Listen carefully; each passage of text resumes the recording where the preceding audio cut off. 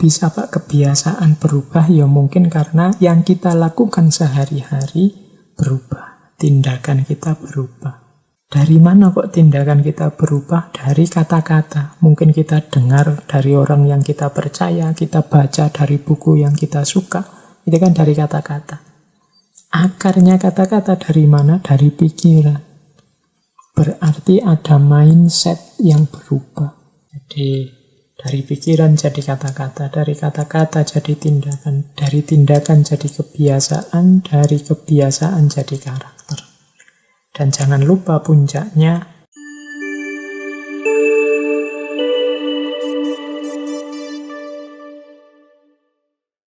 perhatikan pikiranmu karena akan menjadi kata-kata. Perhatikan kata-katamu karena akan menjadi tindakan. Perhatikan tindakanmu karena akan menjadi kebiasaan. Perhatikan kebiasaanmu karena akan menjadi karakter. Dan yang terakhir, perhatikan karaktermu karena akan menjadi takdirmu. Ini pernah kita sampaikan dulu, mungkin di sesi Taoisme. Jadi ini penting buat seorang pemimpin.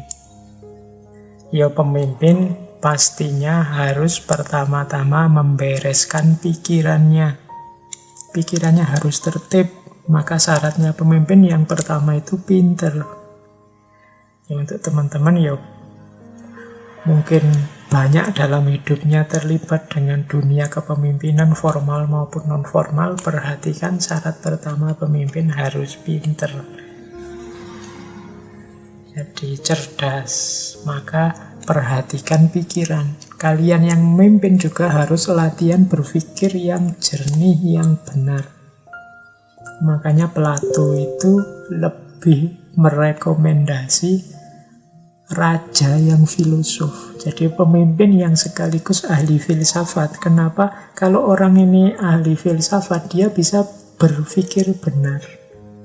Apa sih gunanya berpikir benar itu? Berpikir benar itu sumbernya kualitas hidup. Sumbernya segala situasi yang kita hadapi dalam hidup. Kalau menurut Lao Tzu, perhatikan pikiranmu. Awalnya kan berarti pikiran. Kenapa? Karena pikiran akan menjadi kata-kata. Pemimpin itu kan yang mengarahkan, yang nuntun, yang dia pimpin. Diawali dari berpikir kan biasanya diungkapkan lewat kata-kata. Kalau pikirannya sudah rusak, pikirannya tidak jernih, pikirannya tendensius, tidak objektif, ya nanti akan menjelma jadi kata-kata yang mengarahkan pada ketidakjernihan, mengarahkan kepada kekacauan, mengarahkan kepada kerumitan, kesulitan hidup. Jadi jernihkan pikiranmu, perhatikan pikiranmu, karena dari situ nanti akan muncul kata-kata. Kalau pikiran kita isinya jorok-jorok, ya ngomongnya tidak jauh-jauh dari itu. Kalau pikiran kita isinya jernih-jernih, ya ngomongnya juga akan jernih-jernih. Perhatikan pikiran. Makanya saya sering pesan teman-teman, ayo input pikiran kita diperbaiki. Hati-hati dengan yang kita masukkan ke kepala. Karena dari situ menjelma kata-kata. Kenapa sih Pak? Kok harus kita memperhatikan pikiran yang menjelma jadi kata-kata? Karena dari kata-kata itulah akan lahir tindakan. Apalagi kita yang pemimpin. Apa yang kita katakan, itu nanti yang akan dijalankan oleh yang kita pimpin. Begitu kita bicara, yaitu yang dipedomani sebagai patokan bertindak oleh orang-orang yang kita pimpin. Maka perhatikan pikiranmu, karena pikiran akan melahirkan kata-kata, dan dari kata-kata jadi tindakan. Terus kenapa kalau dia sudah jadi tindakan? Tindakan yang asal atas petunjuk seorang pemimpin itu kan lama-lama akan jadi kebiasaan, dia jadi norma. Pemimpinnya menyuruh upacara tiap hari Senin, ya terjadilah nanti kebiasaan upacara. Loh, kalau pemimpinnya misalnya nyuruh yang jelek, bisa dibayangkan lahir tindakan yang jelek, terus lama-lama menjadi kebiasaan yang jelek. Dari pikiran yang jelek, lahir kata-kata yang jelek, menjelma jadi tindakan yang jelek, dan lama-lama jadi kebiasaan yang jelek. Terus kenapa kalau dia jadi kebiasaan yang jelek? Loh, kebiasaan yang jelek akan melahirkan karakter yang jelek. Anak-anak kita itu kalau dibiasakan yang jelek-jelek, ya kejelekan akan jadi karakternya. Misalnya dibiasakan sudahlah sehari tidak usah mandi, itu kan kebiasaan jelek.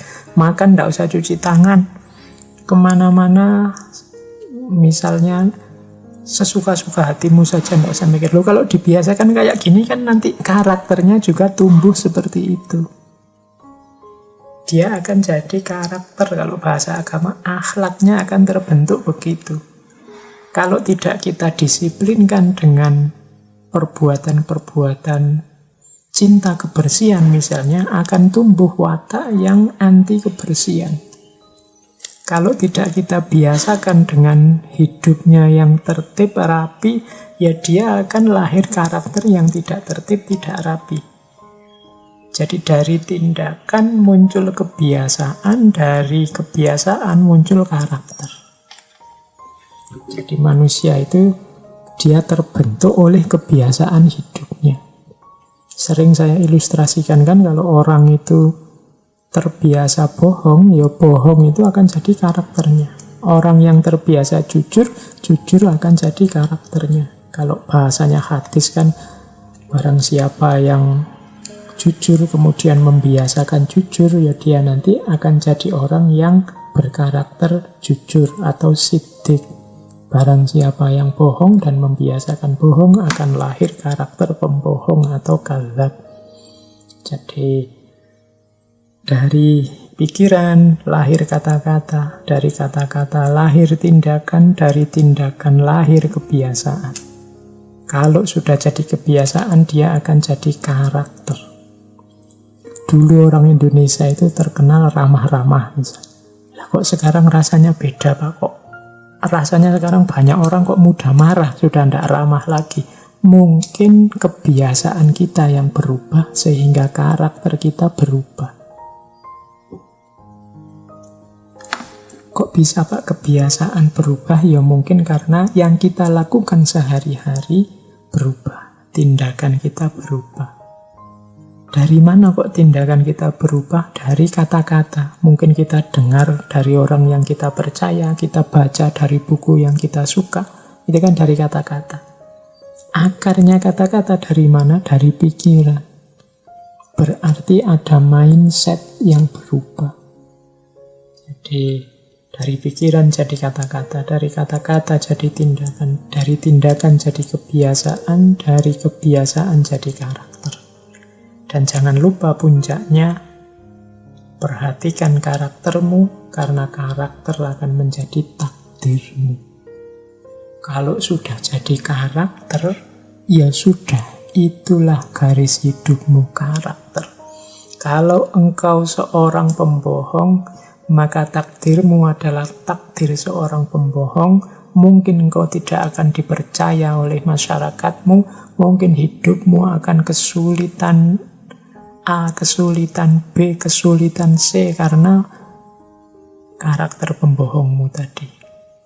Itu karakter. Kalau engkau orang jujur, mungkin engkau menemukan takdir dipercaya orang, disukai orang, dicintai orang, sehingga engkau diangkat jadi pemimpin, sehingga orang minta petunjuk padamu. Itu takdirmu. Dari mana takdir ini kamu dapat? Dari karaktermu sebagai seorang yang jujur.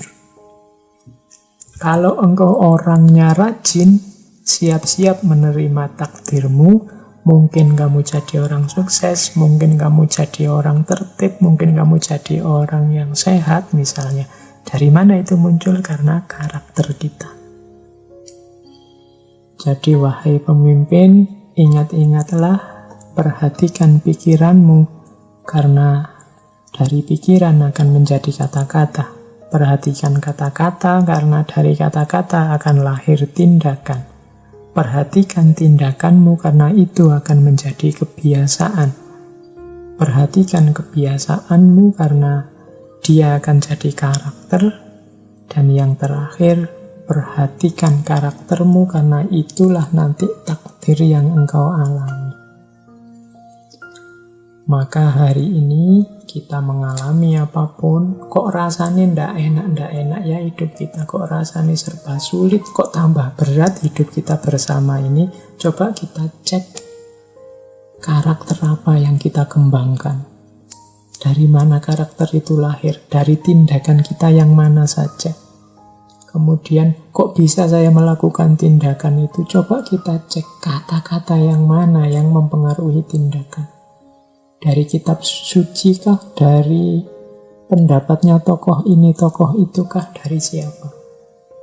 Dari situ akan kelihatan pikiran apa yang menggerakkan kata-kata itu. Itu kalau kita mau menelusuri sampai akarnya. Yang dalam hal ini, hari ini kita nikmati sebagai nasib kita atau takdir kita. Nah, ini petunjuk dari Lao Tzu. Terus